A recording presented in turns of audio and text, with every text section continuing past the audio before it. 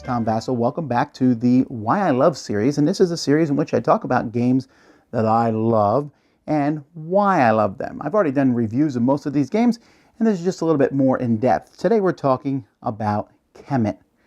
Now, I distinctly remember the very first time I pulled Kemet out. It was a 3-player game. We got it out, we set it up, we oohed and ahed over everything. We realized that the table was barely big enough to hold everything. We put it all out and we started playing, and I was entranced from the very beginning. And I liked the game, and as time went by, I enjoyed it more and more. I don't think it was in my top 10 the first time I played it, but I remember thinking, wow, this game has potential. And the more I played it, the more I liked it. Here's why. First of all, the theme. Now, I often kind of laugh because there's so many ancient Egyptian themes that are out there. There's almost too many of them, but most of them are about building pyramids or large structures or just surviving in that Egyptian time frame. Egyptian mythology, though, is interesting. There's a lot of mythological games out there, but most of them focus on the Greek gods, the Roman gods, the Norse gods. Very few focus on the Egyptian gods or the Egyptian giant monsters or the Sphinx or all the Phoenix or all these really cool things. And this game really does that well, I think, and brings that to life.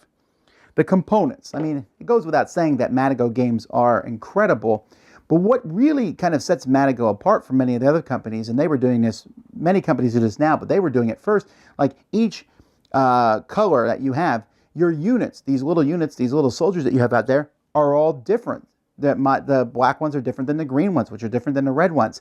And that's kind of a really cool aspect. It gives you just, even though you are similar to everybody else, you don't really have special abilities, you feel like you're a distinctive fighting force. And that the tiles are nice quality. The dice as pyramids, 4-sided dice are pretty bad to roll. Okay, they're like the worst dice for rolling. You don't roll them in this game. They're actually pyramids, which is cool thematically. They look like a pyramid, but they're actually useful to see what levels of technology you can get.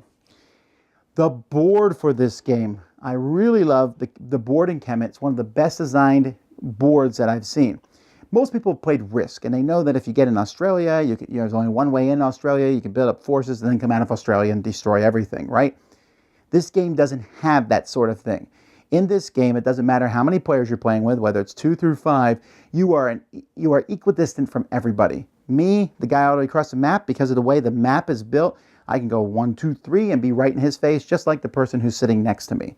And it's a really well-designed board, and it means that everybody's involved with everybody. In many of these games that I love, like Twilight Imperium, other games, you still have to kind of sit there and say, well, I don't really have to deal with John that much because John's over there and Mary's way over there. In Kemet, John and Mary are equal threats. All right, technology. This is probably my favorite thing of this game. The game comes with a ton of tiles, blue, white, and red technological tiles. And then the first expansion adds black too. But taking that out of it, the idea of getting a technology in a game or something that nobody else has is fantastic. The color coding is also useful. Red is great on attacking. Blue is great for defense. And white is just, whatever, different things. They're really neat. Do I want more workers that I can put on my little pyramid in front of me? Do I want a special ability on attacking or defense? Do I want to be able to get more points? Do I want to make this action more efficient for me? Or do I want a monster? See, going back to the theme, the Egyptian mythology, it always kind of annoyed me. Many games, you have forces that fight each other and there's big monsters, but they don't really do anything. In this game, you have these monsters that do something. The elephant is coming around and he gives an extra movement and attack, and the snake will cancel another monster out there, and the phoenix can fly over the walls, and each monster has a feel, and it's a figure. It's a really cool figure that's on the board, and it's with your guys on the map. I find that so much fun, and it's mine, and it's neat. But the monsters aren't the be-all, end-all. You can not get any monster in this game and do well. You can just go and buff up your guys and have archers that kill a couple units before they get in there, or you can just straight up buy victory points. And this technology tiles allow you to try a different strategy every time you play. And then combat in general. I'm always encouraged when a game promotes combat, when a game says, let's fight. And because many of these games, Risk and these other style games, they would promote often the defense. Turtling, we call it, where you kind of build a defensive wall. Axis and Allies was a big offender of this, where you get a bunch of infantry troops, and they were much better on defense than offense, and then you build walls and you stay back. No. And we don't have this game where, oh, the person who attacks, now they're weak. This game gets around all those in such a great way. First of all, it promotes attacking because you get victory points from when you win a successful battle as the attacker, not as the defender. That's great. Secondly, if your forces are decimate battle, you win and you only have a guy or two left, you can always kind of pull them off the board. You're killing them, taking some prayer points, but it lets keep someone else from who's sitting there with a big army coming in and whooping on you, and then you bring them back later on. If someone comes in and conquers your pyramids or conquers your area, it's pretty easy to get in there and fight and force someone back. You can be strong combat-wise in this game, but you're never overly powerful, and even a weak player can come back and kick people out. The combat itself uses the combat cards, which is a phenomenally cool thing. It has an attack, and then it has damage and defense against damage on each card. And you're playing these cards. My one tiny niggling thing I don't like about Kemet is that it requires you to discard a card when you play one of these. And I know they do that so you can cycle through them faster, but it's the fiddliest thing about the game to explain. But other than that, I love that you play these combat cards, add it to the forces you have there.